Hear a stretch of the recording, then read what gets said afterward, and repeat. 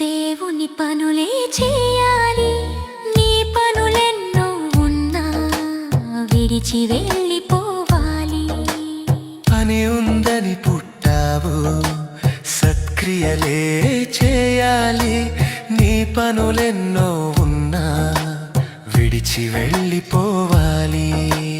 మనసు కోరికలు తీర్చాలంటే సమయం చాలదులే, వ్యర్థముగా ప్రయాసపడితే పరమున చేరవులే. దేవునికై బ్రతికి వెళ్ళిపోవాలి ఓ మనిషి. గతించే ఈ లోకం శాశ్వతమని అనుకోకు, క్షణం